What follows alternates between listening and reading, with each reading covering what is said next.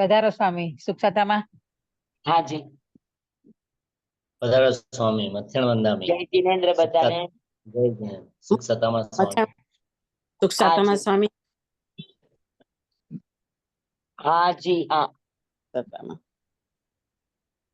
નમો ઓરિયંતાણંગ નમો સિદ્ધાણંગ નમો આયર્યાણંગ નમો વસાયાણંગ નમો લોય serve સાહુણંગ એસો પંચન મુક્કારો સૌ પાવ પણાસણો મંગલાણંચ સવ્વે sim પડમમ હવૈ Mangalam પડમમ હવૈ Mangalam. ઓમ નમો નાણસ ઓમ નમો સૂયસ ઓમ નમો સૂય દેવિયાય ઓમ નમો વાયણારિયસ ઓમ નમો બંભીએ લીવીએ. તીર્થંકરો ગણધરો વાચનાચાર્યો યુગ પ્રધાન આચાર્ય ઉપાધ્યાય સાધુ સાધ્વી ભગવંતો શ્રુતાચાર્યો આપ સર્વને આજ્ઞા હો આજ્ઞા હો આજ્ઞા હો. આપ સર્વનું શરણો હો સંરક્ષણ હો. મહાપુરુષોનો યોગ બળ આપણી જ્ઞાન સાધનામાં સહાયક બને, પ્રેરક બને, માર્ગદર્શક બને.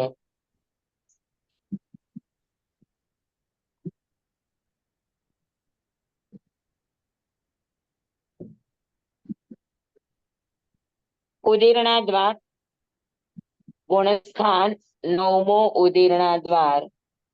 સાતમો વેદ, આઠમો ઉદય, દસમો નિર્જરા. આ 3 દ્વાર આપણા પૂરા થયા.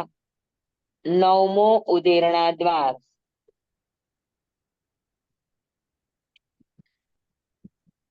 કર્મનો ઉદય થવા પર, કર્મનું વેદન થવા પર અગર સાધક સાક્ષી ભાવમાં રહે, અગર સાધક ધ્યાનમાં રહે અથવા તો કોઈ વિશિષ્ટ તપ વિશેષમાં જોડાય ત્યારે સત્તામાં પડેલા ચલિત સત્તામાં પડેલા કર્મો સ્થિતિ પેલા ખેંચાઈને ઉદયાવલિકામાં ભળીને ભોગવાય એને ઉદીરણા કહેવામાં આવે. પેલા ગુણસ્થાન થી લઈને છઠ્ઠા ગુણસ્થાન સુધી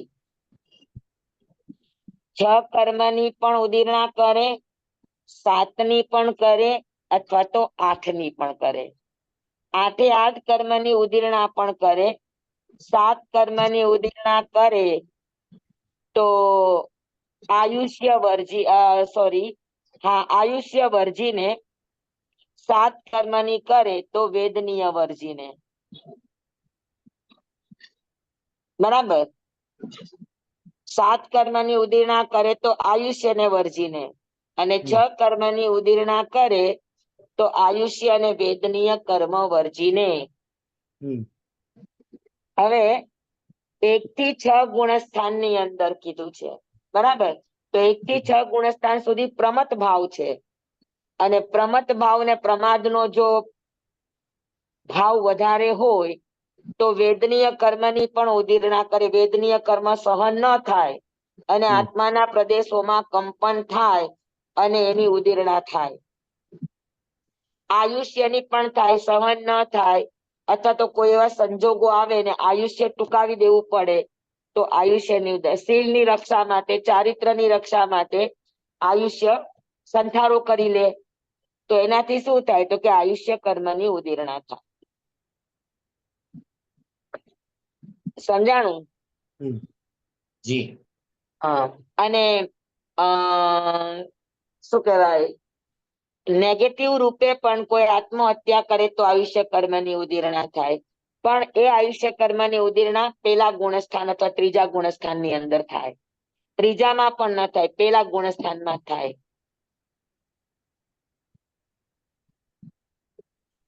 સાતમે, આઠમે, નવમે ગુણસ્થાનકે સમજાઈ ગયું ને? પેલા થી 6 ગુણસ્થાન, 6, 7 કે 8.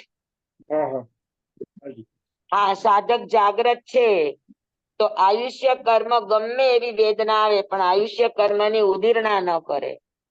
અને વેદનીય કર્મ પણ સમતા ભાવે, જ્ઞાતા દસતા ભાવે એ વેદનીય કર્મને પણ સહી લે તો એની વેદનીય કર્મની ઉદીરણા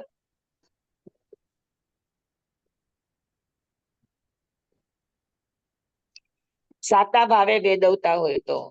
અસહ્ય વેદના હોય તો એની વેદનીય કર્મની ઉદીરણા થાય. 7મે 8મે 9મે ગુણ સ્થાનકે 6 કર્મની ઉદીરણા આયુષ્ય અને વેદનીય વર્જીને. કેમ કે આયુષ્ય અને વેદનીય કર્મની ઉદીરણા પ્રમત ભાવોમાં થાય, અપ્રમત ભાવોમાં એની ઉદીરણા થાય નહીં. કારણ કે એનો સમતા ભાવ હોય, સાક્ષી ભાવ વધારે હોય, જ્ઞાતા દ્રષ્ટા ભાવ હોય, અપ્રમત ભાવ હોય, એટલા માટે.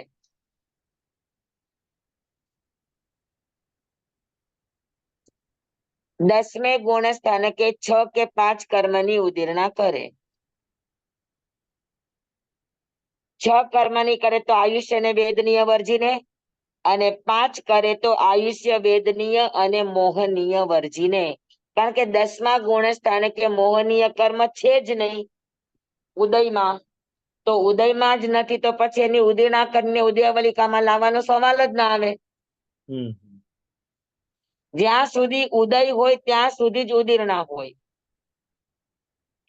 11મા ગુણ સ્થાનકે 5ની ઉદીરણા આયુષ્ય વેદનીય મોહનીય ને છોડીને. 12મા ગુણ સ્થાનકે 5 અથવા તો 2 ની ઉદીરણા, 2 ની કરે તો નામ અને ગોત્ર, અને 5 ની કરે તો આયુષ્ય વેદનીય મોહનીય વર્જીને. 13મા ગુણ સ્થાનકે 2 ની ઉદીરણા નામ અને ગોત્રની, કેવડી સમુદ્ઘાત કરે એ અપેક્ષાએ. 14મે ગુણ સ્થાનકે 1 પણ કર્મની ઉદીરણા નથી.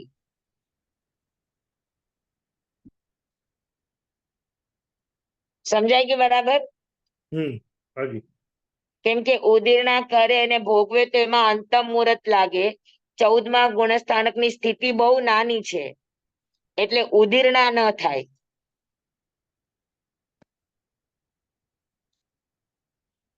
તેરમા ગુણસ્થાને કેવળ સમુદ્ઘાત થયા પછી સમયે સમયના કર્મ હોય એટલે એને ઉદીરણા કરવી ન પડે. સમજાય કે બધાને? હા હાજી. હા.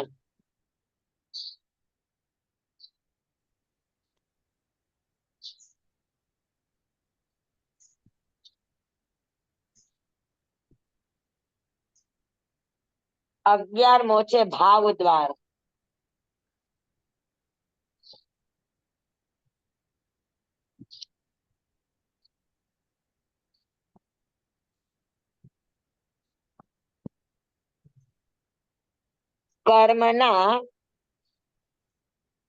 કર્મના ઉદયથી, ઉપશમથી, સંયોગક્ષમથી, ક્ષાયિકથી, હા આવા કોઈ ભાવોથી અથવા તો એક થી વધારે ભાવો મિક્સ થાય એવા ભાવોથી જે પરિણામની ધારા ઉત્પન્ન થાય અથવા શું કહી શકાય, જે ફળની પ્રાપ્તિ થાય એને ભાવ કહેવામાં આવે.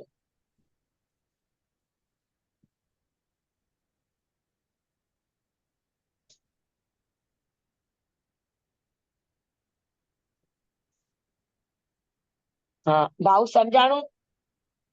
હા, મનના વિચારોને પણ ભાવ કહેવામાં આવે અને આત્માના પરિણામને પણ ભાવ કહેવામાં આવે.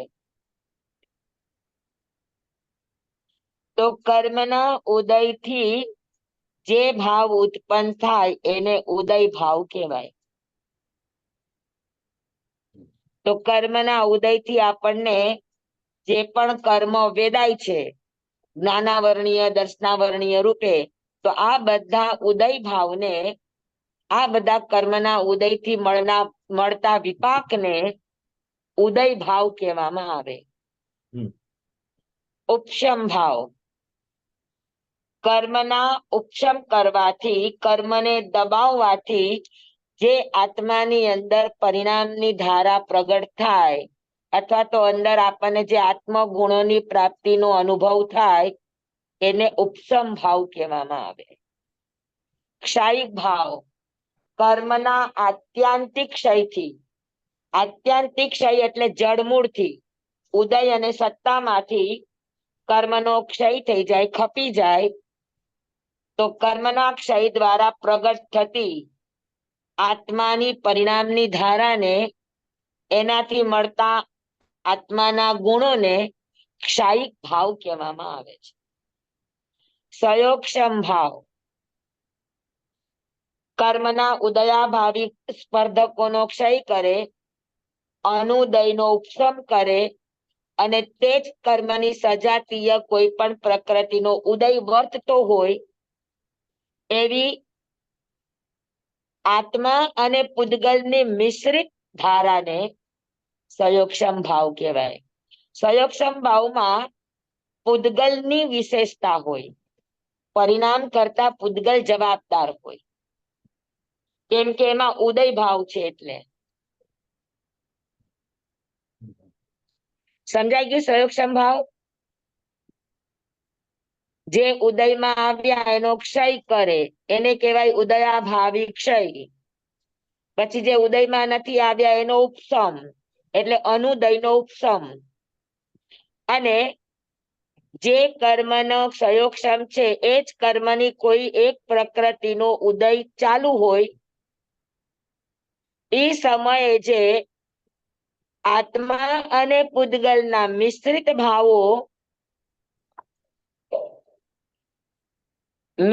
ભાવો અનુભવાય એને સયોક્ષમ ભાવ કહેવામાં આવે.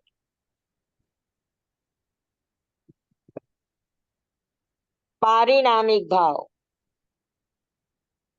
કોઈ પણ દ્રવ્યના સ્વાભાવિક પરિણમનને, સ્વભાવને પારિણામિક ભાવ કહેવામાં આવે.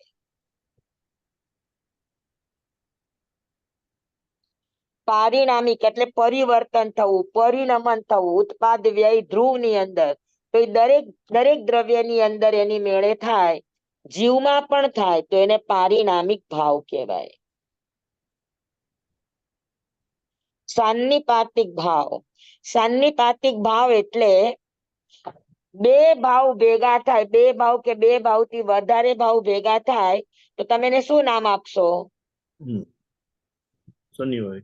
હા, જેમ કે આપણે અત્યારે કેટલા ભાવ હોય, તો કે ઉદય ભાવ પણ હોય, સયોક્ષમ ભાવ પણ હોય ને પારિણામિક ભાવ પણ હોય. તો ત્રણ ભાવ ભેગા થાય તો પછી કયો ભાવ કહેવાય એને? તો કે સાન્નિપાતિક ભાવ. સમજાણું બરાબર? બધા જુદા જુદા નામ ના આપવા હોય તો કહેવાય સાન્નિપાતિક ભાવ. સાન્નિપાતિક ભાવ એટલે સમજી જવાય કે બે થી વધારે ભાવો હશે એને સાન્નિપાતિક ભાવ કહેવાય. હવે કયા ગુણ સ્થાનકે કયા ભાવ સમજાય ગયા ને બધાને? 6 ભાવ. હાજી. પહેલે બીજે ત્રીજે ગુણ સ્થાનકે 3 ભાવ: ઉદય ભાવ, સયોક્ષમ ભાવ અને પારિણામિક ભાવ. પારિણામિક ભાવ બધામાં આવશે. પહેલે બીજે ત્રીજે ગુણ સ્થાનકે ચોથા થી 11મા ગુણસ્થાન સુધી ઉપસમ શ્રેણી વાળાને 5 ભાવ: ઉદય ભાવ, ઉપસમ ભાવ, ક્ષાયિક ભાવ,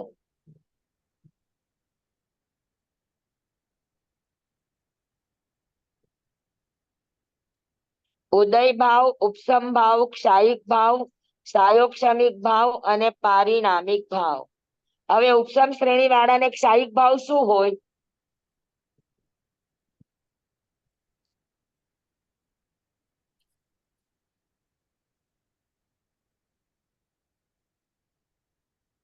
ઉપસમ શ્રેણી વાળાને ક્ષાયિક ભાવ શું હોય?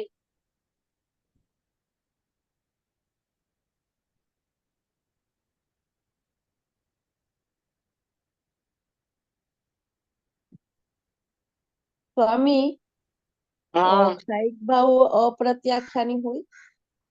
ના, અપ્રત્યાખ્યાની, સંજ્વલન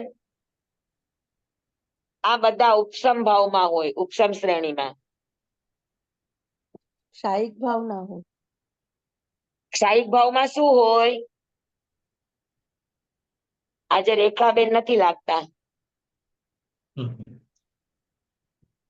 સાત પ્રકૃતિનો ક્ષય કરે. હા, સાત પ્રકૃતિ.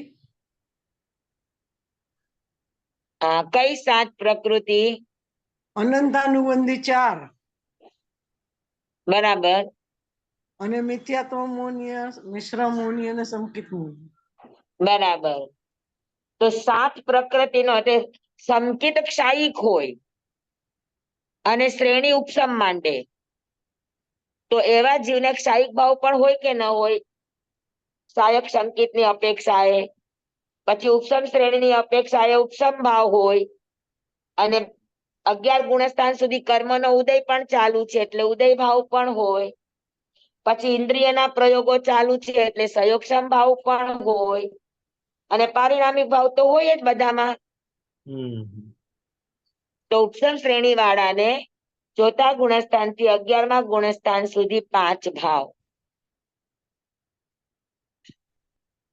ચોથા થી 10મા ગુણસ્થાન અને 12મા ગુણસ્થાનમાં સપક શ્રેણી વાળાને 4 ભાવ, એમાં ઉપસમ ભાવ નીકળી જાય, બાકી બધા ભાવ હોય. અને 13મે અને 14મે ગુણસ્થાનકે 3 ભાવ, ઉદય ભાવ, ક્ષાયિક ભાવ અને પારિણામિક ભાવ. સિદ્ધ ભગવાનમાં 2 ભાવ, ક્ષાયિક ભાવ અને પારિણામિક ભાવ. ત્યાં કર્મનો ઉદય નથી એટલે ઉદય ભાવ ન હોય. સમજાઈ ગયું બધાને? હા.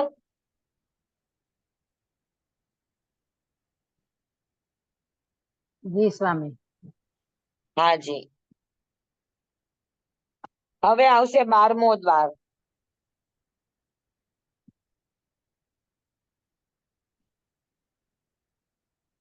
બારમો કારણ દ્વાર. કારણ એટલે કર્મ બંધના કારણ. કર્મ બંધના 5 કારણ છે મુખ્યતાએ: મિથ્યાત્વ, અવરત, પ્રમાદ, કષાય અને યોગ. તો પેલા ગુણસ્થાનકે કર્મ બંધના કેટલા કારણ હોય? કર્મ આવવા માટે, કર્મ ખેંચવા માટે આ 5 કારણ જવાબદાર છે મુખ્યતાએ. પહેલામાં તો તો બધા હા, પહેલામાં બધા કારણ આપશે.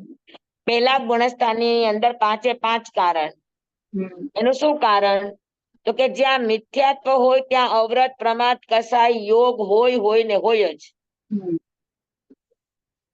મિથ્યાત્વની હાજરીમાં બધા કારણોની નિયમા. હા. જેમ જેમ આગળ વધતા જશે તેમ તેમ પાછલાની ભજના ને આગલાની નિયમા. બીજે, ત્રીજે, ચોથે ગુણસ્થાનકે 4 કારણ. મિથ્યાત્વ નીકળી ગયું એટલે અવરત, પ્રમાદ, કસાય અને જોગ. બરાબર. અવરત, પ્રમાદ, કસાય અને યોગ. મિથ્યાત્વ નીકળી ગયું. 5મે, 6ઠે ગુણસ્થાનકે 3 કારણ. પ્રમાદ, કસાય અને યોગ. અવ્રત નીકળી ગયું કારણ કે 5મા ગુણસ્થાનકે વ્રત નિયમ લે એટલે અવ્રત નીકળી ગયું. 7મા થી 10મા ગુણસ્થાન સુધી 2 કારણ. કષાય અને યોગ. 11મા, 12મા, 13મા ગુણસ્થાનકે 1 કારણ. યોગ. અને 14મા ગુણસ્થાનકે 1 પણ કારણ નહીં, કારણ કે અયોગી છે, અકસાયી છે એટલે કર્મ બંધનું 1 પણ કારણ હોય નહીં. તો આ રીતે 5 કારણ 14 ગુણસ્થાનકમાં સમજવાના. બરાબર. 13મો પરિસહ દ્વાર. પરિસહ એટલે શું?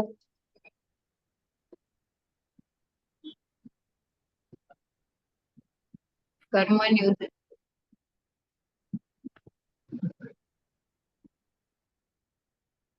કર્મનો ઉદયમાં આવતું હોય. પરિસહ અને ઉપસર્ગ, આપણે ત્યાં બે શબ્દ આવે, ઉપસર્ગ અને પરિસહ. હમ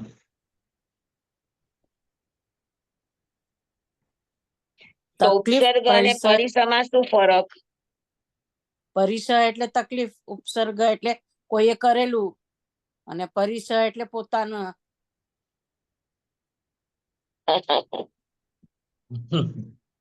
પરિસર લાંબા કાળના 22 પરિસો આવે. ઉપસર્ગ એટલે દેવ અથવા દાનવ દ્વારા આપવામાં આવતા દુઃખો. પરિસર પ્રતિકૂળ કર્મના ઉદયથી થાય તે પરિસહ.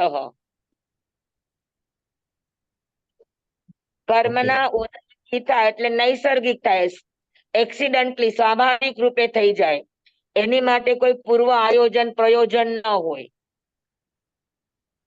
જ્યારે ઉપસર્ગ છે એ હેતુબદ્ધ હોય, પ્રયોજનથી દેવામાં આવે. કોઈ વેરાનું બંધ છે, કોઈ રાગાનું બંધ છે, અથવા તો બીજું કોઈ કારણ છે, તો સકારણ અથવા તો આયોજન પૂર્વક, પ્લાન પૂર્વક, કોઈ પણ હેતુથી સામેના માણસને દેવામાં આવે એને ઉપસર્ગ કહેવાય. અને પરિસહ છે ઈ, ઉપસર્ગ છે ઈ સાધનાની કસોટી માટે આવે, અને પરિસહ છે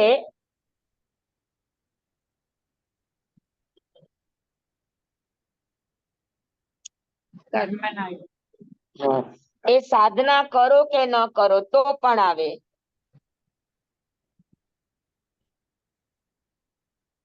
બરાબર? એટલે પરિસહ છે એ તમારા કસોટી માટે નથી આવતા, એ કર્મના ઉદયથી આવે છે, એટલે તમારા ધીરજની કસોટી કરવા માટે.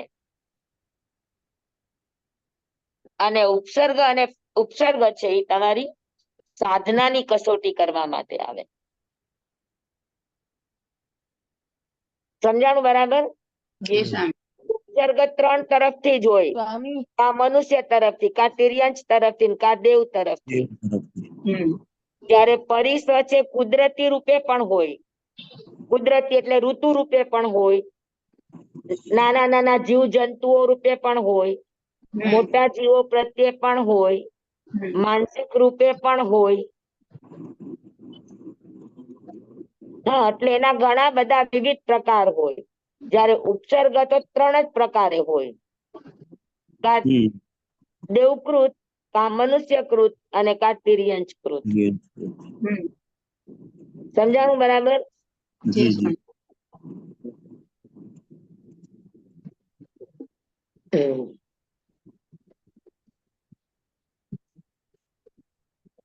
અને પરિસહ જે ચારે બાજુથી તમારી સહન શક્તિની કસોટી કરે એ પરિસહ.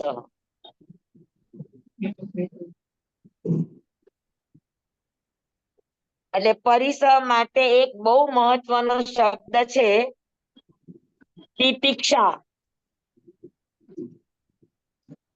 તિતિક્ષા.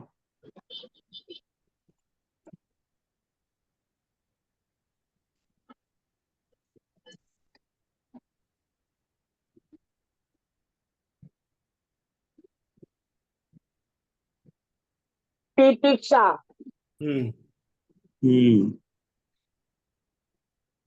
પરિસહ માટે આ બહુ જરૂરી છે. તિતિક્ષા એટલે શું? સહન શક્તિ. હા, સહન શક્તિ. સહન કરવું, પણ ખાલી સહન કરવું એ તિતિક્ષા ન કહેવાય. હા, ધૈર્ય અને સહિષ્ણુતા પૂર્વક સહન કરવું. Yes, very good. કોણે કીધું? પ્રદીપભાઈ. ના ના, Yes. હું નથી બોલ્યો.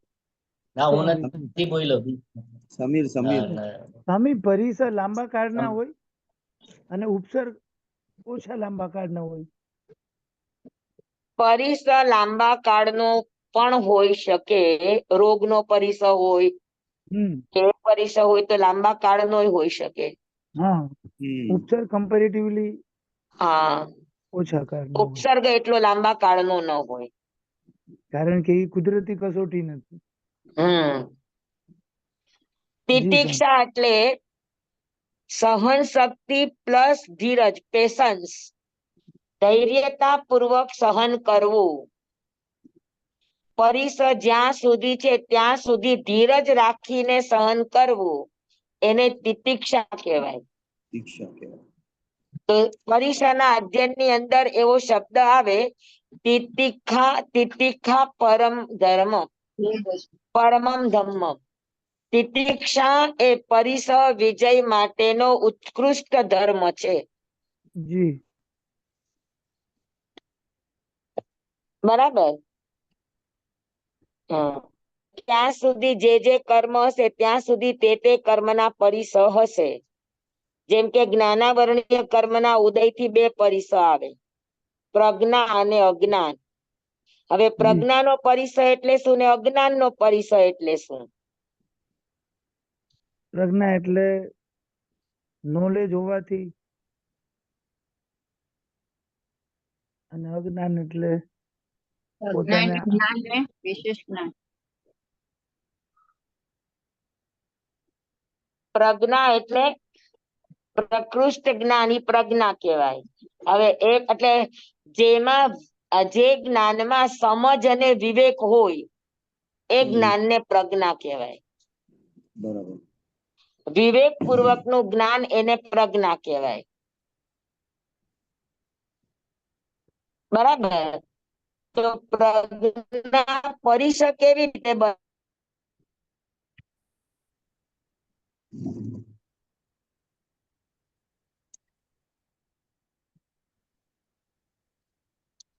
સ્થૂલીભદ્ર પ્રજ્ઞા પુરુષ હતા કે નહીં? સ્થૂલીભદ્ર હા. પ્રજ્ઞાવાન હતા. 500 શિષ્યો ભણવા આવ્યા હતા, એમાંથી 499 પાછા ગયા, પાત્રતા નહોતી, કરી શકે એમ નહોતા. એક સ્થૂલીભદ્ર જેવા હતા કે જે એક રોકાઈ ગયા અને પૂર્વનો અભ્યાસ કરવા માંડ્યા. પણ 10 પૂર્વ સુધી બરાબર ભણ્યા. પછી 10 પૂર્વનો પ્રજ્ઞા પરિસ ઉત્પન્ન થયો. એટલે પોતાની બેનો દર્શન કરવા આવતી હતી તો એને પ્રદર્શન કરવાના ભાવ થયા. તમને આવડતું હોય તો પચાવતા શીખો. આપણે પ્રશ્ન પૂછીએ તો જેને આવડતું હોય ને એને બહુ ખદબદાટ થાય. એને એમ થાય કે હું સૌથી પહેલો જવાબ આપી દઉં. ઈ પોતાની આવડત અને પોતાને આવડે છે ઈ આવડતને એ ગંભીરતાથી છુપાવી ન શકે. જી. તરત જાહેર કરી દે. તો આને પરિસ કહેવાય. તો જે પણ તમે જાણો છો એને પચાવો, તો પ્રજ્ઞાનો પરિસ ના આવે. જ્ઞાન પાચન ન થાય તો પ્રજ્ઞાનો પરિસ કહેવાય. તમે કોઈ વસ્તુ જાણી અને જાણ્યા પછી તમને એમ થાય કે ઓ આવું, લે આવું, તો તમે જાણ્યું છે એનું અપમાન કર્યું, એ પરિસ છે પ્રજ્ઞાનો. જાણ્યા પછી તમને આ થાય, ઓ થાય, અભિપ્રાયો તમારા જાગે, કોમેન્ટ્સ પાસ કરો, તો આ બધાને પ્રજ્ઞા પરિસ કહેવાય. અવધિ જ્ઞાન થાય અને કઈક દેખાણું દ્રશ્ય, ભયાનક દ્રશ્ય દેખાણું અને મોઢામાંથી ચીસ પડી ગઈ, પ્રજ્ઞા પરિસ. ભય કે લાલચ કઈ પણ જાગે એ પ્રજ્ઞા પરિસ. જાણ્યા પછી કોઈ પણ જાતના વિકાર પેદા થાય તો પ્રજ્ઞા પરિસ. જાણ્યા પછી જ્ઞાન પછી અહંકાર પેદા થાય તો પ્રજ્ઞા પરિસ. જ્ઞાન થયા પછી પ્રદર્શન કરવાનું મન થાય, આમ જગ જાહેર કરવાનું મન થાય તો પ્રજ્ઞા પરિસ. જાણપણું આત્મા માટે છે અને એમાં પાછી ડિગ્રીઓ લગાડે. હવે નમો લોએ સર્વ સાઉણંતી મોટી કોઈ પણ પદવી આ દુનિયામાં નથી. મહાસતીજી કે સાધુ એટલું લગાડો, આનાથી મોટી કોઈ પદવી નથી. સાધ્વીજી આનાથી કોઈ મોટી પદવી નથી.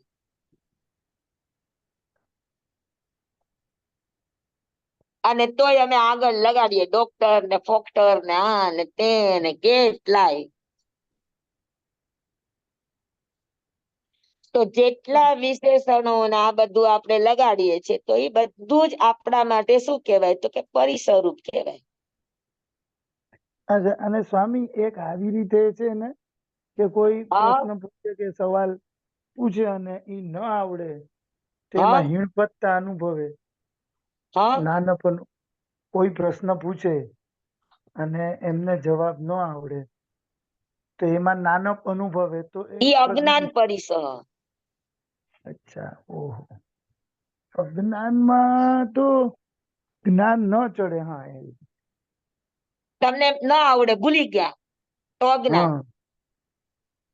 સ્વામી તરત જવાબ આપી દીધો એમાં પણ તમે કીધું ને જ્ઞાનને પચાવવું જોઈએ એમ કરીને, તો ભૂલી જઈએ તો પણ પરિસર તમને કહેવાય એમ. પૂછે તો બોલો, જો અપૂછીઓ ને ભાસી જા.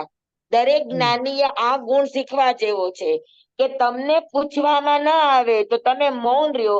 તમે વિચાર તો કરો, કેવળ જ્ઞાન થયા પછી વર્ષો સુધી કોઈને જણાવે નહીં કે મને કેવળ જ્ઞાન છે.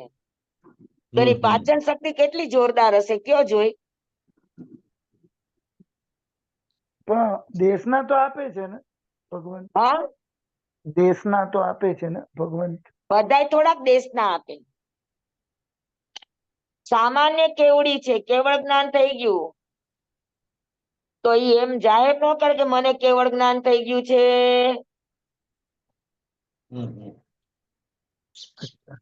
તો તીર્થંકર તીર્થંકર નું તો કેવળ જ્ઞાન થાય એટલે દેવોને ખબર પડે. તીર્થંકર નો કે, પણ દેવોને ખબર પડે એટલે દેવો પોતે આ બધું કરે.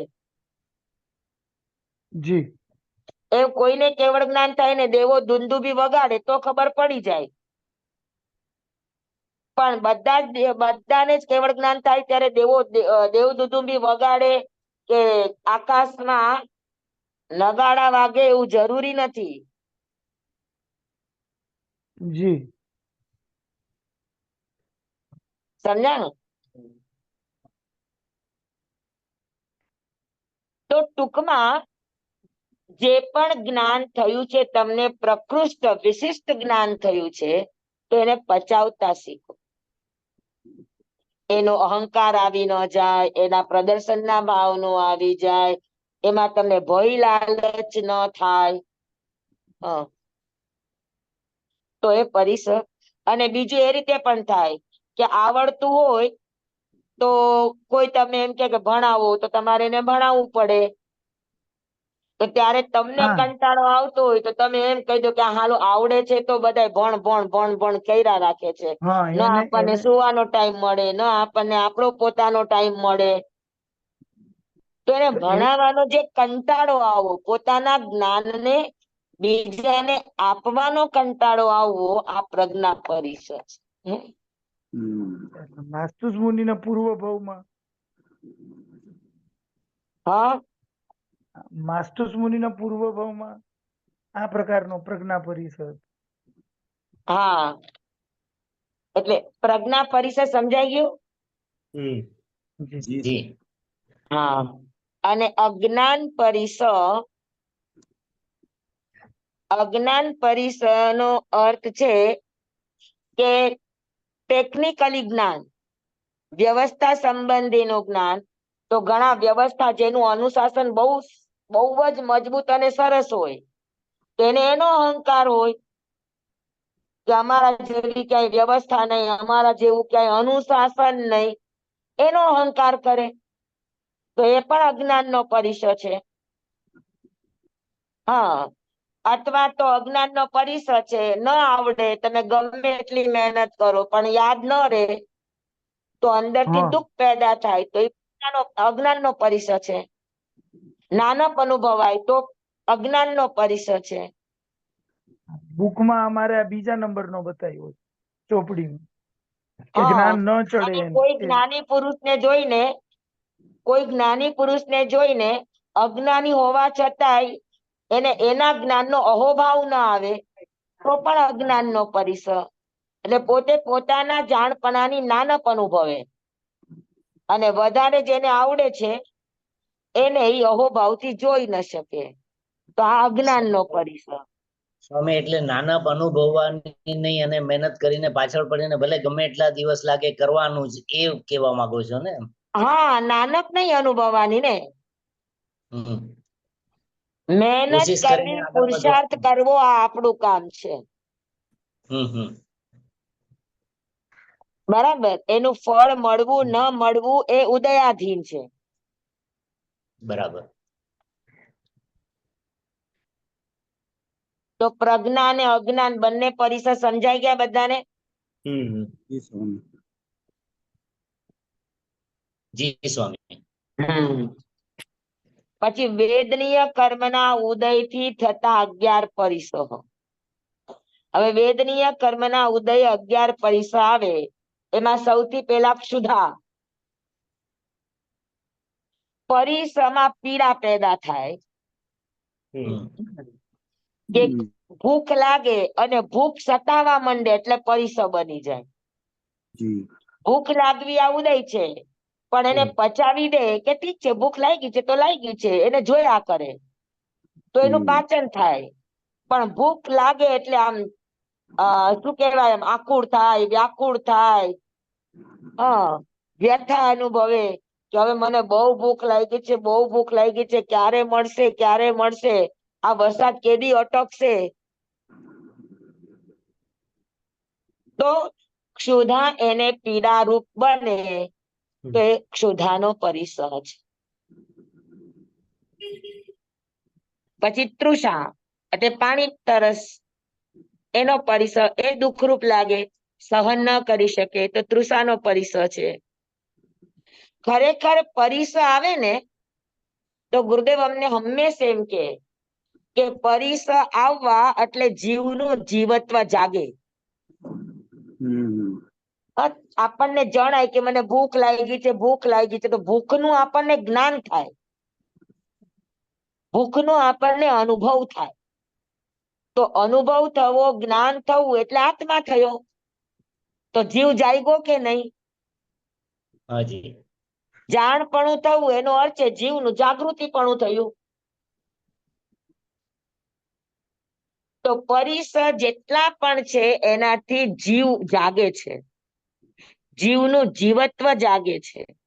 બસ એનું સન્માન કરીને એને સહન કરી લ્યો તો પરિસર ઉપર વિજય. નહીતર પરિસર આપણને જીતી લેશે. બરાબર. જી સ્વામી.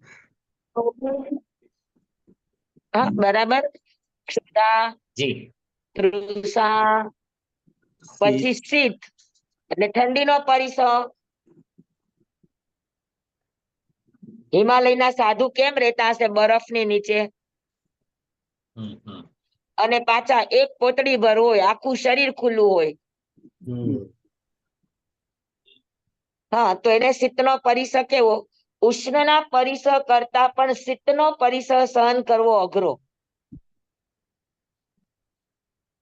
સ્વામી એવી ઠંડીમાં હોય અને આપણાથી સહન ન થતી હોય, ભલે સહન કરીએ સંભાવે, તો પછી તો એ મરી જાય ને માણસ. તો ચાલે ને, પરિસર સહન કરતા કરતા મરી જાય તો આનંદ આનંદ. જય જય નંદા, જય જય ભદ્દા. એ સાધુ નહીં, ભલે આમાં અમારું સંસારી જીવ, અમે લોકો બી સમજો એવી કન્ડિશનમાં આવે ને સહન કરી જ લેવાનું એમ કરીએ તો પછી તો જીવ વયો જાય ને. તો પણ જીવ વયો જાય તો તકલીફ શું છે?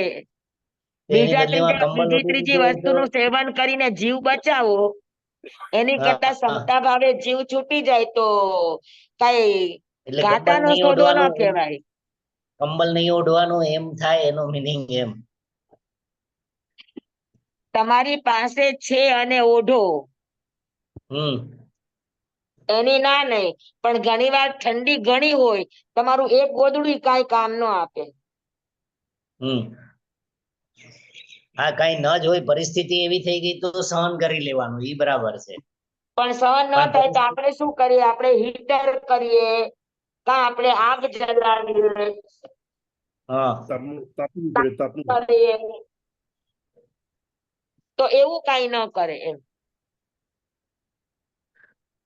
શ્રાવકો તો ખુલ્લા છે, સાધુ ન કરે. હા, શ્રાવકો જયારે પડીમાનું વહન કરે ત્યારે એને પણ આ બધું કરવું ન ત્યારે- કરશે. હા એ બરાબર. તો શીતનો પરિસર. ઘણા સાધુ તો ઠંડીની આતાપ ના લે. આ હિમાલયના સાધુઓ ઠંડીની આતાપ ના લે. બરાબર. હા, ઉપરથી બરફ પડતો હોય અને પોતે ધ્યાનમાં બેઠા હોય. હમ. એટલે હજી સ્વામી સમજાતું નથી, હું મારી માટે પૂછું છું, એટલે અમારી માટે કે કેટલું સહન કરવું જોઈએ એમ. નહીં તો આપણે ઈલાજ જેમ ઠંડી ને ગરમીનો ઈલાજ કરે, આપણે પંખો કરી લઈએ છીએ, તો ઈ કેટલો સહન કરવો જોઈએ એમ. તરત કોઈ પણ ઉપાય નહીં કરવાનો. એને હમ, પેલા હમ. થોડીક વાર જોતા શીખવાનું. અચ્છા, સંભાવમાં રહેવાનું. આ થાય છે તો શું થાય છે જુઓ ને. હમ, હમ. ગરમીમાં તો બહુ જોવાનો અવસર આવે. હમ, હમ. ઠંડી કરતા ગરમીમાં જોવાનો અવસર વધારે આવે, પણ સહન કરવામાં ઠંડી વધારે અઘરી. હમ. બરાબર. તો તમારી પાસે સાધન છે, તમારે ગ્રહસ્થ છો, અમે સંતો છે, અમારી પાસે પણ સાધન સામગ્રી છે, તો એને ઓળવાની. બાકી ન હોય તો ક્ષમતા રાખીને સહન કરવાની, જાપ કરવો અંદર. અચ્છા હા, ન જી. હોય તો સહન કરવાનું છે ઈ સમજાય છે, પણ હોય ને સહન કરવું ઈ હોય તો સમજાતું નથી. થોડીક વાર સહન કરવાનું, પછી એમ થાય કે હવે મારાથી સહન થતું જ નથી, તો પછી ઉપાયનું સેવન કરવાનું. હમ, હમ. તાત્કાલિક ઉપાયનું સેવન નહીં કરવાનું. બરાબર. મતલબ એને મારા જોવાનું ને, ઠંડી લાગે છે એટલે શું થાય શરીરમાં, એ પણ જોવાનું ને. જોવાની પણ એક મજા છે. હમ, હમ. ગરમી થાય તો શું થાય, તમે આકુળ વ્યાકુળ થઈ જાવ એટલે તરત જ તમારા શ્વાસોશ્વાસમાં ફેર પડવા માંડે, ગભરામણ થવા માંડે. તો આપણા ભાવો પરિણામને ધીરજથી એને જોવાની આદત હમ. પાડવાની ને. હમ, હમ. ભૂખ લાગી છે તો ભૂખને પણ જુઓ, તપાસો, ક્યાં ભૂખ લાગી, કેવી રીતે ભૂખ લાગી, ભૂખ લાગવી એટલે શું. હમ, હમ. અમારા વિદુભાઈ સ્વામી એમ કેતા કે આમ કે ભૂખ લાગી, ભૂખ લાગી, ભૂખ લાગી એમ કે, જેવી ગોચરી આવે ને વાપરે, થોડું વાપરે ત્યાં એકદમ પેટ ભરાઈ જાય, પછી એમ કે મને ખોટી ભૂખ હશે. બરોબર. અને તો ભૂખને પણ તપાસો, ભૂખ કેવી છે, સાચી છે, ખોટી છે. લાગે તો તમારા શરીરના કયા પાર્ટ ઉપર એની શું અસર થાય છે ને જોવાની કોશિશ કરો. બરાબર. તો તમને ભૂખ સમજાશે. અને ભૂખને જી. જોવાથી ભૂખ મટી જાય, જમવાની હાજી. ઈચ્છા ન પડે. હમ, હમ, હમ. અચ્છા બરાબર. જી. પછી ઉષ્ણ પરિસર, ગરમીનો પરિસર. ગરમી હોય જેમ તો ઠંડીનો પ્રયોગ કરવાનો, ભીનો રૂમાલ કરીને શરીરે રાખવાનું, પંખા, એસી, બાર હવામાં બેસવો, બારી આગળ બેસવો. તો એ બધા પરિસર છે. પછી દંશ મસગ એટલે ડાંસ અને મચ્છર. હા, એને કહેવાય ડાંસ. ડાંસ એટલે મોટા મચ્છર, એને ડાંસ કહેવાય. અને નાના નાના હોય એને મસગમ, મચ્છર કહેવાય. એનો પરિસર આવે તો તરત ઉડાડવાના નહીં. ઈ લોહી પીવે છે તો જોવા દેવાનું ને જોવાનું. પીવા દેવાનું. હા, અને ઈ સમયે આપણા શરીરમાં વેદના થાય, આપણા વેદન શરીરમાં કઈક આમ સળસળાટ જેવું થાય, તો એ જુઓ ને. અવસર છે તો થોડીક વાર જુઓ, પછી સહન ન થાય તો એનો ઉપાય કરો.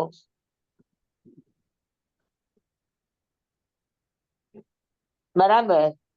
પછી ચર્યા. ચર્યા એટલે ચાલવાનો પરિસર.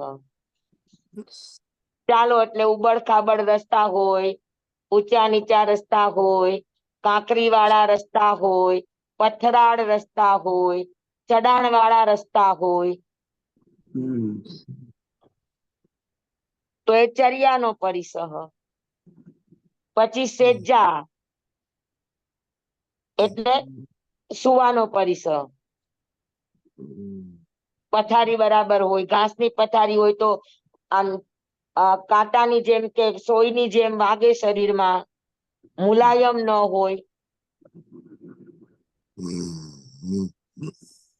તો સેજાનો પરિસર. વધનો પરિસર, કોઈ તમને મારી નાખે, તમારી સામે એવા સંજોગો ઉભા થાય કે બચવાનો કોઈ ઉપાય ન હોય. હા, જેમ કે ખંડક સંન્યાસીના 500 સાધુને ઘાણીમાં પીલા, એ વધ પરિસર કહેવાય. ઈ સમયે 500 સાધુ કેવડી થઈ ગયા તો એને પરિસરને જીતી લીધો, અને ખંડક સંન્યાસી પોતે હારી ગયા નાના શિષ્યને જોઈને. હા, તો એનો વધ પરિસર જીતાણો નહીં, એને આધીન થઈ ગયા. પછી રોગ પરિસર, શરીરમાં રોગ આવે એટલે ડિપ્રેશનમાં વયા જાય, ટેન્શનમાં આવી જાય, ઉપાય કરે તાત્કાલિક જલ્દી સાજા થવા માટે. આખો દિવસ પછી એનું ધ્યાન આર્ત ધ્યાન અને રૌદ્ર ધ્યાનમાં, શરીરના ધ્યાનમાં જ આખો દિવસ રહીચો પૈચો રહે. હા, દેહ તરફ ધ્યાન જવું ન જોઈએ. એટલે જ જ્ઞાનીઓ કહે કે જો રોગની અંદર દેહ તરફ બહુ ધ્યાન જતું હોય તો દવા કરાવી લ્યો. પણ તમને જોવાનો અવસર મળે છે અને તમે જોઈ શકો છો રોગને, તો જોવાનો અભ્યાસ કરો.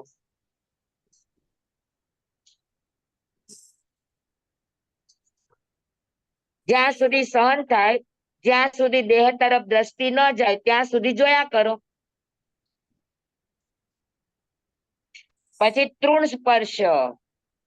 હા, મેં હમણાં જ કહ્યું કે સેજા એટલે પથારીની અંદર ઘાસના તણખલા કે ઘાસની પથારી કરી હોય કે ઘાસનું આસન બનાવ્યું હોય તો એ શરીરમાં વાગે.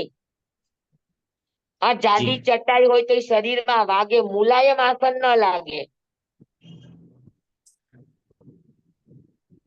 તો તૃણ સ્પર્શનો પરિસર. સ્વામી, પછી હા, આ તમે ચર્યાનો પરિચય કીધો, એમાં ખાડા ખબડા વાળા રસ્તા હોય અને સીધા રસ્તા હોય. આપણી પાસે બંને ઓપ્શન હોય અને આપણે ખાડા ખબડા વાળા રસ્તામાં ચાલીએ તો આપણે પરિસરની ઉદીરણા કરીને કર્મ ખપાયવા એવું થાય એમ પૂછું છું. હા, એવું થઈ શકે. એટલે એ કરવું જોઈએ ને. હા હા હા.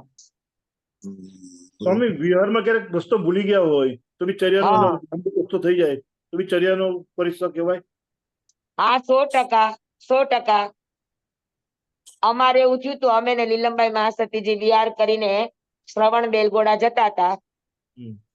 તો અમે મેઇન રસ્તો છોડ્યો અને કેડી રસ્તો પકડીને અમે ઈ રસ્તે ગયા. ત્યાંથી અમને કોઈકે કીધું કે ત્યાંથી તમને 4 કિલોમીટર થશે. રસ્તા ઉપરથી 20 કિલોમીટર થતું હતું. એટલે અમે લાલચમાં આવી ગયા કે આપણને સાવ 4 કિલોમીટર જ થાય છે તો આપણે ઈ રસ્તે જઈએ, આપણે 20 કિલોમીટર ચાલવું નહીં. અને સવારે 6 વાગે ચાલતા 12 વાગ્યા ને તોય હજુ 4 કિલોમીટર પૂરું ન થાય. હા, કેમ કે કેડી રસ્તા આપણને એમ દેખાય કે ઓહો બાહુબલીજી આમ સામા જ દેખાય છે. 4 કિલોમીટર કે છે, સાચી જ વાત છે, એટલા નજીક લાગે.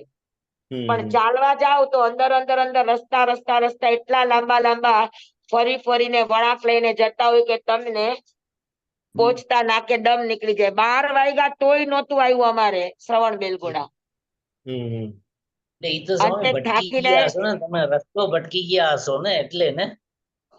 રસ્તો ભટકા નહોતા, પણ હવે હમ. કેડી રસ્તે જઈએ તો કેડીઓ અનેક હોય ને, હા. અને સાથે કોઈ જાણકાર ન હોય, હા, એટલે એને એટલે ઈ હિસાબે ને કેડી બાકી જે જાતી હોય જાણકાર પણ હશે, લાંબા રસ્તે જાતી હોય. હા, એટલે જાણકાર હોય એને તો 4 કિલોમીટર બરાબર જ થાય ને, એમ હું પૂછું છું. હા, પણ ઘણી વખત ગામડાના લોકો 4 ગાઉ ને હમ. 4 કિલોમીટર કહી દેતા હોય. બને છેતરાઈ જાય, આપણે છેતરાઈ જાય એકદમ. બોલવામાં, સાંભળવામાં. એટલે ત્યારે ભગવાનની વાત યાદ રાખવાની કે રાજમાર્ગે ચાલવાનું. ત્યાં કિલોમીટર આવે શાબાશ, એટલે તમને બરાબર. દેખાય કે આટલું ચાલ્યા. હા, બરાબર હા, હા. અહીંયા તો ઓકે. કિલોમીટર જ ન હોય કે તમે કેટલું ચાલ્યા. હા, ખબર જ બરાબર. નથી. ભૂલ ભૂલૈયા. એટલે આવું થાય ખરું ચરિયામાં. હમ. તમે ઊટીનો વિહાર કરો તો ઊટીનો આખો રસ્તો અણીવાળા પથ્થરો હોય. કેમ કે ત્યાં આગળ ઊંચાઈ ઘણી છે, 48 હેરપિન બેન્ડ ના વળાંકો છે. વાહનોની સુરક્ષા માટે રસ્તાને ખરબચડા રાખવા પડે. બરાબર. અને એવા રસ્તામાં અમે વિહાર કર્યો, પહેલે દિવસે તો ખુલ્લા પગે, ત્યારે ચપ્પલ ઓહો. પહેરવાનો રિવાજ નહોતો. હમ. ખુલ્લા પગે 4 કિલોમીટર નો વિહાર કરતા અમને 3 કલાક થયા. ઓહો. કેમ કે તમે પગ જ ન માંડી શકો એટલા પથરા અને અણીવાળા પથરા. પછી સિંદરીઓ મંગાવી, સિંદરીને ગૂંથી અને એના પછી પગ નીચેના તળિયાના એવા ચપ્પલ બનાવ્યા. અને પછી અમે ઊટીનો પહાડ ચડ્યા. બાપરે. અચ્છા, બેંગ્લોર થી ઉટી? હા, મૈસૂર થી ઊટી. અમે કોઈમ્બતુર અચ્છા. જતા હતા અને ઊટી થઈને ગયા કોઈમ્બતુર.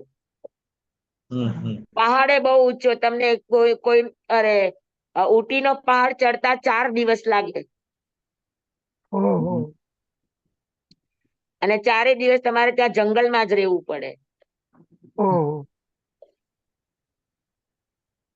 કસોટી રહી જાય બરોબર. હા, એમાં સ્વામી જીવ માઉન્ટ જંતુ હાથીઓનો બહુ ડર રહે ઊટીના વિહારમાં. અચ્છા. માઉન્ટ આબુ પહાડ એવો જ છે કેમ ને? કે જંગલના હાથી હોય ને, એ સફેદ કપડા જોઈને ભડકે બહુ. ઓહો. ઓહો.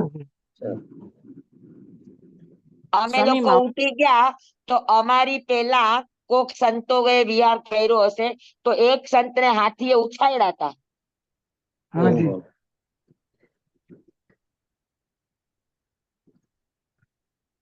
તો આવું બને. સ્વામી માઉન્ટ આબુ નો પહાડ પણ એવો જ છે? હે? માઉન્ટ આબુ નો પહાડ?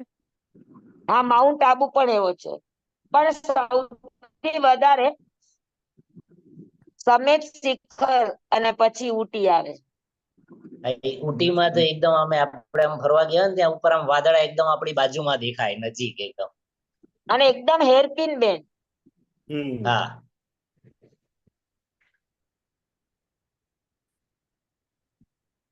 અને પાછા 48 હેરપિન બેન. હા, બરાબર. તમે ધન્યવાદ છે સ્વામી, હાલીને જાઓ એટલે. હા, અમે ચાલીને ચડ્યા હતા 4 દિવસે. હા, પછી ધન્યવાદ છે, ધન્યવાદ. ગોચરી પાણી ગોચરી પાણી તો અમારી સાથે એ વિહાર જંગલનો ને, એટલે શ્રાવકો ભેગા રે, ગાડી ભેગી રાખે. અને પછી શ્રાવકો પોતાની માટે કરતા હોય તો એમાંથી પછી અમને ઓરાવે.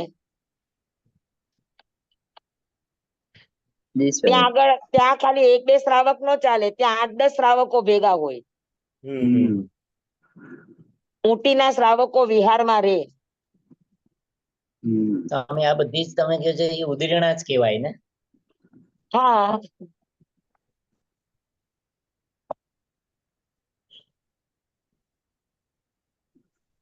હા, પછી મેલ, શરીર ઉપર મેલ ચડી જાય, એ પણ પરિસર છે. તો વેદનીય કર્મના કારણે 11 પરિસહ.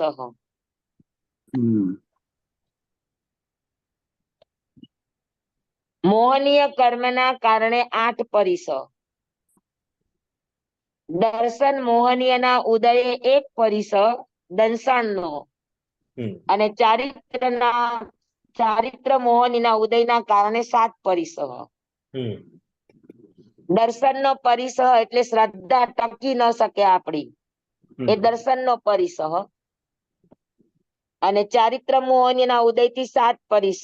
અચેલ, કપડા ફાટી જાય અને એમ થાય કે હવે મને નહીં મળે તો, એટલે એકદમ આઘાત વ્યાઘાતમાં આવી જાય તો અચેલનો પરિસ. અરતિનો પરિસ, અણગમો પેદા થાય જેમ કે મેઘકુમારને થયો. હમ સંયમમાં રુચિ ન જાગે, સંયમ આકરો લાગે, બધી ક્રિયાઓ નીરસ લાગે, તો એને કહેવાય અરતિનો પરિસ. પછી સ્ત્રીનો પરિસ, પછી બેસવાનો પરિસ. અહીંયા બેસવાના પરિસરની અંદર સ્થિર આસન ઈ ન રે, ચંચળતા આવી જાય તો એ બેસવાનો પરિસ એટલે મોહનીયમાં લીધું છે. સ્થિર આસન ન બેસી શકે, ચંચળ આસન છે એટલા.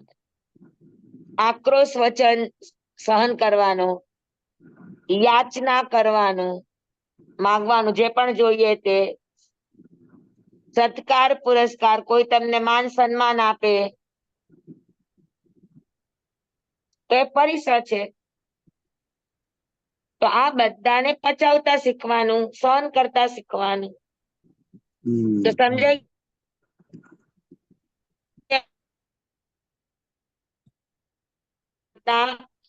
8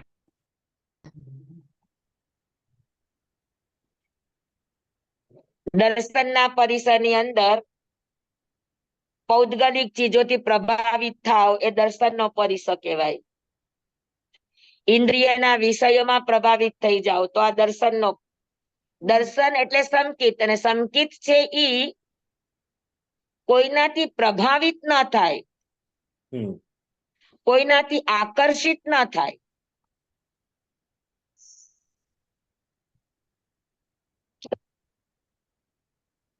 તો એ બધા દર્શનના પરિસમાં આવે.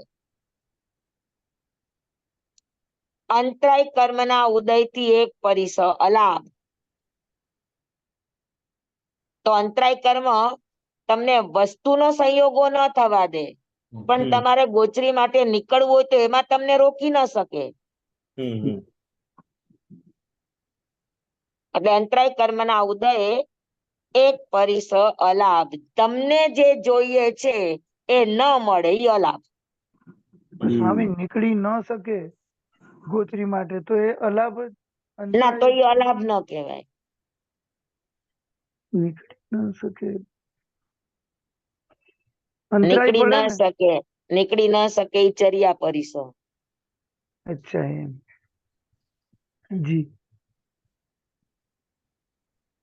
અને આદર સત્કાર સ્વામી ન મળે ઈ ગણવાનું કે મળ્યા ઈ ગણવાનું? નહીં, આદર સત્કાર મળે એને પચાવવું, ન મળે ઈ નહીં. ન મળે તો સત્કાર પુરસ્કાર પરિસ જ નથી. આ સાધુ ને બધા પદ આપે ને, પદ્મ ભૂષણ ને રત્ન, શું કહેવાય?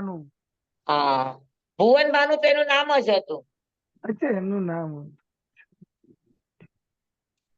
વાણી ભૂષણ, યુગ પ્રધાન. હા, યુગ પુરુષ, યુગ પ્રધાન, જેટલા પણ વિશેષણો છે એ બધા સત્કાર પુરસ્કાર કહેવાય. દેનારા દે, પણ તમને અંદરથી ગલગલિયા ન થવા જોઈએ. કદાચ તમને ઈ વિશેષણ થી કોઈ બોલાવે નહીં તો તમને દુઃખ ન થવું જોઈએ. હવે જેને ડોક્ટર લગાડવાની આદત પડી ગઈ હોય ને, તો પછી એમ થાય કે લે ખાલી સુધાબાઈ બોલાવે તો દુઃખ થાય, ડોક્ટર સુધાબાઈ કે તો જ મજા આવે. આજકાલ તો સીએ અને એડવોકેટ બી લખે છે, સીએ વાળા સીએ લખે છે. હા, એટલે ન, ખરેખર સાધુ થયા પછી એક પણ વિશેષણ ન હોય. મને બિલકુલ ન ગમે એટલે વિશેષણ. અહંકાર વધવો ન જોઈએ એમ, જરા પણ.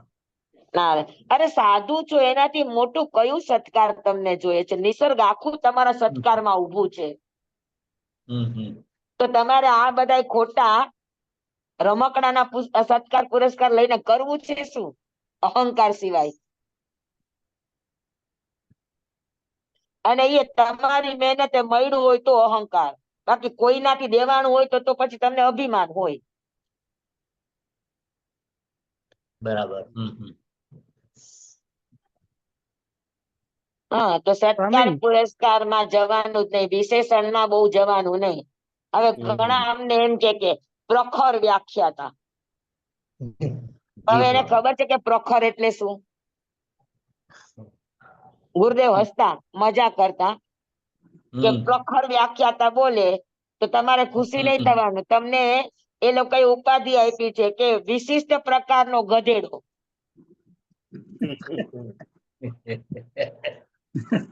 ખર એટલે ગધેડો. બાપરે. અને પ્રખર એટલે વિશેષ પ્રકારનો ગધેડો. સોલિડ સ્વામી ક્યાંથી ગુરુદેવ બી ક્યાંથી લઈ આવે છે? બાપરે. એટલે મને કોઈ પ્રખર વ્યાખ્યાતા એવો કોઈ શબ્દ આપે ને તો મને અંદરથી હસવું આવે કે ચાલો સારી ઉપાધિ મળી, પ્રખર એટલે ગધેડો.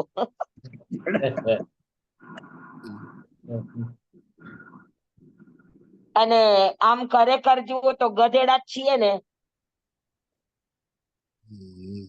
આપણું પોતાનું શું છે? આપણે ક્યાંક થી લીધું, ક્યાંક થી વાંચ્યું, ક્યાંક થી સાંભળ્યું, અને ઈ બહાર આપણે ઉપાડતા હતા, ઈ આપણે ઓછો કરી નાખ્યું કોઈને કહીને. તમારું પોતાનું ચિંતન છે, તમારું પોતાનું અંદરથી મનન છે, તમારી પોતાની અંદરથી ઉપજ છે, તમારી ફર્ટિલિટી છે, તો તમે કઈક એનો અહંકાર કરો. આ તો જ્ઞાની થઈને અજ્ઞાની નું સાંભળવું એવું થઈ ગયું ને. હા, એટલે સત્કાર પુરસ્કાર. અને ગુરુદેવ ને એ પણ કહેતા કે વ્યાખ્યાની હોય ને, ઈ વ્યાખ્યાન વાંચે ને ઈ પેલા ગોચરી જાય તો ઈ સાધુની ગોચરી કહેવાય. પણ વ્યાખ્યાન વાંચ્યા પછી જાય ને તો ઈ ગોચરીને સત્કાર પુરસ્કાર કહેવાય. એમાં સારું વ્યાખ્યાન વાંચતા હોય તો લોકો ગોચરી માટે લઈ જાય. ઓહો, આજે તો વ્યાખ્યાન વાંચે છે સ્વામી આપણા ઘરે આવ્યા, તો ન વાના કરવાના હોય એટલા કરે. એ તો સ્વાભાવિક છે ને સ્વામી. જરાક તો ઈ સત્કાર પુરસ્કાર કહેવાય. ઈ સાધુની ગોચરી નથી, ઈ અતિશયની ગોચરી છે. એટલે વ્યાખ્યાન વાંચતા પહેલા જવું જોઈએ ગોચરીમાં, એમ કહેવામાં આવે છે. નહીં, એટલે ગુરુદેવનું કેવું એમ હતું કે જ્યાં તમારી થોડી ઘણી પણ પ્રસિદ્ધિ છે અને એ પ્રસિદ્ધિ પછી તમને જે ગોચરી મળે છે એ સત્કાર પુરસ્કારની ગોચરી છે. સાધુ સમજીને જે ગોચરી આપે છે એ અહોભાવની ગોચરી છે. બરાબર. ટંડન મુનિ એટલે તો અભિગ્રહ કર્યો હતો કે મને મારી લબ્ધિનું સાધુ સમજીને મને આહાર આપે. કોઈ વિશેષણ કે કોઈના શિષ્ય કે કોઈના દીકરા એવા કોઈ માન સન્માનથી નહીં. બરાબર. સમજાણું બધાને બરાબર? તો આ રીતે 4 કર્મના ઉદયથી પરિસ આવે. જ્ઞાનાવરણીય કર્મ, વેદનીય કર્મ, મોહનીય કર્મ અને અંતરાય કર્મ. નામ ગોત્ર દર્શન, નામ ગોત્ર દર્શન આદિનું નહીં. એનો પરિસર ન હોય, એના કોઈ પરિસર નથી. આ 4 કર્મના જ પરિસર હોય.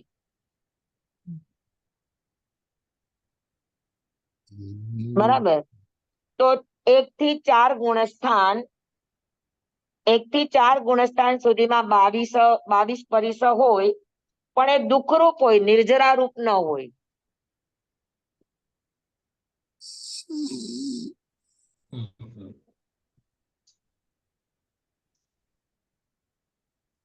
બરાબર. હાજી. એટલે 1 થી 4 ગુણસ્થાનમાં 22 પરિસર હોય, તંદુક રૂપ હોય, નિર્જરા રૂપ ન હોય. 5મા 6ઠા 7મા ગુણસ્થાનકે 22 પરિસર. એમાં એક સમયમાં 20 વેદે. ઠંડીનો હોય તો ગરમીનો નહીં, ને ગરમીનો હોય તો ઠંડીનો નહીં. ચાલવાનો હોય તો બેસવાનો નહીં, ને બેસવાનો હોય તો ચાલવાનો નહીં. તો એમાંથી એક લેવાય, એટલે 22 માંથી 20 પરિસર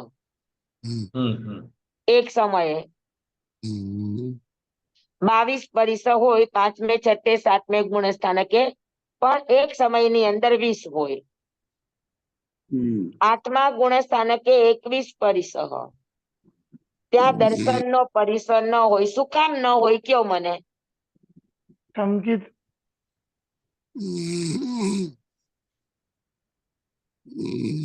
પ્રાપ્ત થાય. 7મા ગુણસ્થાન સુધી દર્શનનો પરિસર છે. 8મા ગુણસ્થાનકે કેમ પરિસર નથી? મોહનીયની એક પણ ઉદયમાં નથી. ક્ષપક હોય તો ક્ષય હોય, મોહનીય. તો ઉપસમ હોય તો બધી ઉપસમ આવેલી હોય.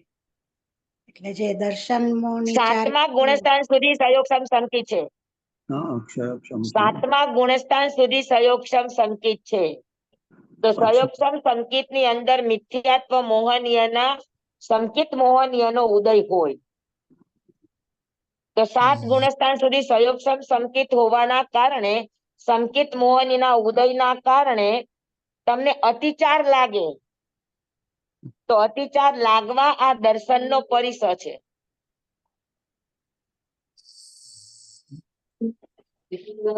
આઠમા ગુણસ્થાનકે સંકિત 2 જ હોય, કા ઉપસમ ને કા ક્ષાયક. તો એ બંને શુદ્ધ સંકિત છે, એટલે એમાં અતિચાર લાગે નહીં. અતિચાર લાગે નહીં તો પરિસર આવે નહીં.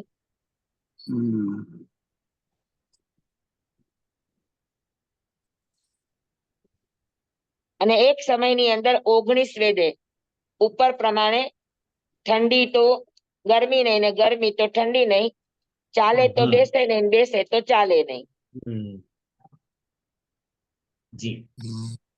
એટલે સયોગક્ષમ સંકિત ના હોવાથી દર્શનનો ના આવે પરિસર. 9મા ગુણસ્થાનકે 18 પરિસર.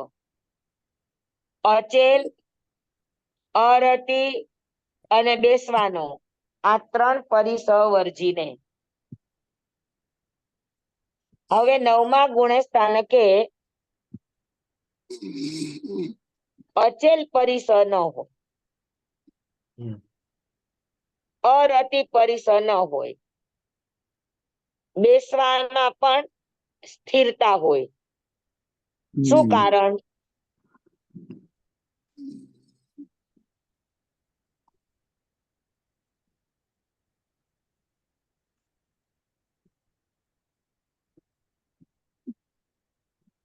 શું કારણ? હાસ્ય રતિ અરતિ છે ને, નહીતર 9મા ગુણસ્થાનકે હજુ કસાય તો છે ને. પણ આ ન કસાય છે ને, એ ઉદયમાં નથી હોતા. હા, હાસ્ય રતિ અરતિ ને એ ન કસાય જે છે ને, એ ત્યારે પણ ઉદયમાં હાસ્ય રતિ અરતિ કયા ગુણસ્થાનકે જાય છે? નવમાં 10મા સુધી સૂક્ષ્મ હોય. હાસ્ય રતિ અરતિ 9મા ગુણસ્થાનમાં જાય, પણ 9મા ગુણસ્થાનક ના શરૂઆતમાં ન જાય. અંતિમ સમયમાં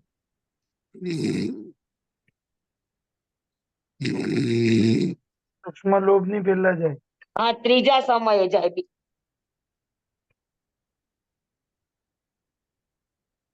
સમજાણું? એટલે 9મા ગુણસ્થાનકે હાસ્ય રતિ અરતિ બધું છે જ, પણ ત્યાં સંજ્વલન નો એકદમ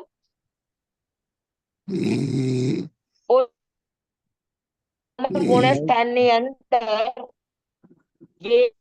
પછી 9 નો કસાય, આ બધા જ એના જાય જવાની સ્થિતિમાં હોય, એટલે એનો રસ ઘટેલો હોય, એટલે એને ઈ પરિસર આવે નહીં. બીજી વાત કે 9મું ગુણસ્થાન છે એ અનિવૃત્તિ બાદર ગુણસ્થાન છે.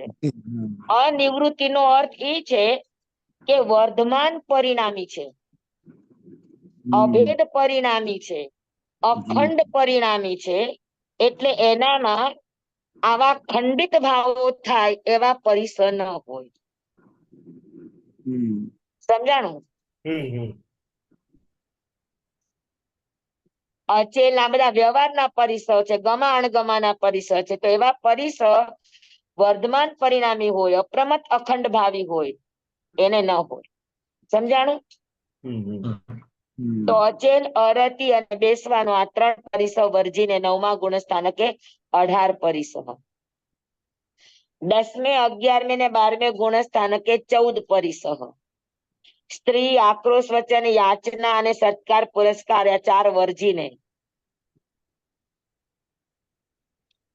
એક સમયે 12 વેદે મોહનીય કર્મના 8 છોડીને 10મું ગુણસ્થાન છે, એટલે એકદમ કીર્તિકાકરણ રૂપ લોભ છે, એટલે ત્યાં લોભના કસાઈને લઈને એક પણ પરિસર ન હોય. અને 11મા 12મા તો કસાઈ છે જ નહીં. બરાબર? એટલે 12 પરિસર હોય. એને કયા 12 પરિસર હોય? તો કે વેદનીય કર્મના 11 અને 12મું અંતરાય કર્મ અને અંતરાય કર્મનો અલાપ. હા, આટલા જ પરિસર હોય, એટલે 12 પરિસર હોય. 13મે ને 14મે ગુણસ્થાનકે 11 પરિસર, માત્ર વેદનીય કર્મના ઉદયના. ત્યાં પછી એને અલાભનો ન હોય, કારણ કે અલાભ પૂરું થઈ ગયું. પણ એક સમયે 9 વેદે ટાઢ હોય ત્યાં તાપ નહીં, ને તાપ હોય ત્યાં ટાઢ નહીં. ચાલવાનો હોય ત્યાં સેજાનો નહીં, ને સેજાનો હોય ત્યાં ચાલવાનો નહીં. બરાબર? તો આ 11 પરિસર હોય. તો આ રીતે પરિસર દ્વાર આપણો પૂરો. ટાઈમ પણ આપણો આજે ઘણો થઈ ગયો, 8:20. અમે મંગળવારે છે કે હવે આવતા અઠવાડિયામાં વિહાર અમારા સતત છે, એટલે અનુકૂળતા નહીં રહે. જી અત્યારે તો સ્વામી આ અઠવાડિયું આપણે ગેપ રહેશે. ને પરીક્ષા પણ છે ને કોને? તમારે લોકોને? બધાને આવતા સાથે સન્ડે આવતા સન્ડે ક્યારે છે પરીક્ષા? આવતા રવિવારે અચ્છા, આવતા 7 તારીખે. જી હા, શેની પરીક્ષા છે તમારે? ગુણસ્થાનની? નહીં, બોર્ડ ની હા, બધા. અમારે તો 13મી શ્રેણી છે ને. શ્રેણી અમે અચ્છા, તમે તમારે 13મી સંજ્યા નિયંઠા. હા, નિયંત્રણ સંસ્થા. Okay okay. એટલે તમે બધું ભણાવી દીધું સ્વામી. આ વખતે સરસ ભણાવ્યું તમે પણ.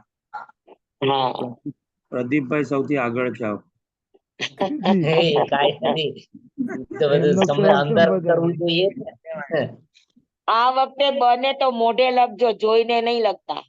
નથી સ્વામી, કાંઈ જ યાદ નથી રહેતું. ઓપન બુક એમ થાય કે લખાવે. આ જે લોકો આઈપી છે કેવી રીતે આઈપી હશે, આમ નવાઈ લાગે છે કે બાપરે આટલું બધું કેવી રીતે યાદ રહીએ એમ, એવું લાગે છે સ્વામી. હવે તમારે કાંઈ પૂછવું હોય તો મેસેજ થી મને પૂછી લેજો, તો એના જી. જવાબ આપી દઈશ. આપ અચ્છા, ક્યાં અને છો અત્યારે મંગળવારે સ્વામી? રહેશે સ્વામી કે નહીં? હવે આપણે હવે 25 મને અનુકૂળતા મંગળવારે બિહાર છે અમારો. મંગળવારે. અચ્છા, ગ્રુપમાં સોમવારે નાખી છીએ, સોમવારે લેવું હોય તો લઈ લ્યો. સ્વામી ક્યાં? રાયપુર તરફ? હા, સોમવારે લેવું છે તો સોમવારે લઈ લઈએ. સોમવારે રાખીએ, વાંધો સ્વામી નહીં. આ લેવાય? સંજય નિયંતા ફાવે કે નહીં? હા, વિષય કયો? સોમવારે ગુણસ્થાન લેવા હોય તો ગુણસ્થાન, અને તમારે પરીક્ષા સંબંધી કઈ પૂછવું હોય તો ઈ. હાજી, અથવા તો 25 રાખીએ, તમારે પણ વિહાર સરખો થઈ જાય. ચાલશે. 25 રાખીએ સ્વામી. બરાબર, પરીક્ષા 25. ચલેગા. આ અઠવાડિયું જવા દો સ્વામી. હા, એટલે હા, તમારે તો આ પણ સરખું અઠવાડિયું આખું રેવા દઈએ. ફરી આવતા- પાછું મંગળવાર આવે ત્યારે આવતો. આવતા મંગળવારથી રાખીએ આપણે. હા Okay. ચાલશે. હા સ્વામી. આ આપ મંગળવાર ધન્યવાદ. અને પછીનો 9 તારીખ. હા. જમ્બા ઇદમ વચ્ચામિનમ વિનકરમ ચકરમ પયહીનમ વિનયહીનમ જોગીનમ ઘોષહીનમ સુઠો દિનમ દુઠુ પરિચયમ કાલે કૌ સજ્જાઓ કાલે ન કૌ સજ્જાઓ અસજ્જાય સજ્જાયમ સજ્જાય ન સજ્જાયમ ભણતા ગણતા ચિંતવતા વિચારતા સુણતા સાંભળતા જ્ઞાનીઓના અનંત અનંત ભાવો છે. અનંત અનંત પદ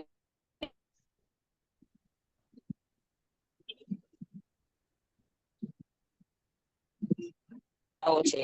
કોઈ પણ ભાવ ભેદ નહીં, નિક્ષેપ ગમા રહસ્ય ખુલાસા નિષ્કલન છદ્મસ્ત ભાવે મારા બોલવામાં કહેવામાં સમજાવવામાં આવ્યું હોય, આપના સાંભળવા સમજવામાં આવ્યું હોય તો અર્યલસિત કેવડી ગુરુ ભગવાન આપની સાક્ષી આત્મા પરમાત્માની સાક્ષી એ તસ્મે તમેવ સત્યમ નિસંકમ જમ જીનેમ પવેયમ સેવમ ભંતે સેવમ ભંતે સેવમ ભંતે દિવ્યેમી. સ્વામી આશીર્વાદ આપજો કે પરીક્ષા સારી છે. બધાને ઓલ ધ બેસ્ટ. ખૂબ સરસ રીતે પેપર લખજો. જોઈને લખો કે મોઢે લખો, પણ સમજપૂર્વક માર્કના લક્ષથી નહીં, સમજના લક્ષથી પેપર લખવાનું. જી જી સ્વામી. બધા જેટલા પણ પરીક્ષા દેનારા છે બધાને અમારા તરફથી બેસ્ટ ઓફ લક. હા. મધ્યાહન વંદામી સ્વામી, થેન્ક યુ. ધન્યવાદ. આભાર સ્વામી. સત્ય. હાજી. વિહાર સારો રે. નમો ઓરિયંતાણંગ નમો સિદ્ધાણંગ નમો આયર્યાણંગ નમો વસાણંગ નમો લોય સવસાવણંગ. ગુરુદેવની આજ્ઞા શ્રી શ્રી ચતારી મંગલમ અરિહંતા મંગલમ સિદ્ધા મંગલમ સાહુ મંગલમ કેવરી કનત્વધમ મંગલમ. ચતારી લોગુતમા અરિહંતા લોગુતમા સિદ્ધા લોગુતમા સાહુ લોગુતમા કેવલી પનત્વધમો લોગુતમો. ચતારી શરણં પવજ્જામિ અરિહંતે શરણં પવજ્જામિ સિદ્ધે શરણં પવજ્જામિ સાહુ શરણં પવજ્જામિ કેવલી પનતં ધમમ શરણં પવજ્જામિ. ચાર શરણાચાર મંગલ ચાર ઉત્તમ કરે જે નર ભવસાગરમાં ન બુડે તે સકલ કર્મનો આણે અંત મોક્ષના સુખ લય અનંત. ભાવ ધરીને જે ગુણ ગાય તે જીવ તરીને મોક્ષે જાય. સંસારમાં શરણાચાર અવર શરણ નહીં કોઈ. જે નર નારી આદરે અક્ષય વિચલ પદવી હોય અંગૂઠે અમૃત વસે. લબ્ધિ તણા ભંડાર શ્રી ગુરુ ગૌતમ સ્વામીજી ભગવાનને સમરીએ તો સદાય મનવાંચિત ફલદાતાર, સદાય મનવાંચિત ફલદાતાર. બોલો ભગવાન મહાવીર સ્વામી કી જય. પૂજ્ય ગુરુદેવ કી જય. જય. બધાના જિજ્ઞાસા ભાવને ખૂબ ખૂબ ધન્યવાદ. આપનો ખૂબ ખૂબ આભાર. સ્વામી આપનો વિહાર સલામત. સુખરૂપ રહે માતા સ્વામી. તમારા વિહારો. ચાલો ભલે બધાને ફરી બેસ્ટ ઓફ લક. જય જીનેન્દ્ર. આભાર. થેન્ક યુ સ્વામી, થેન્ક યુ. જી સ્વામી.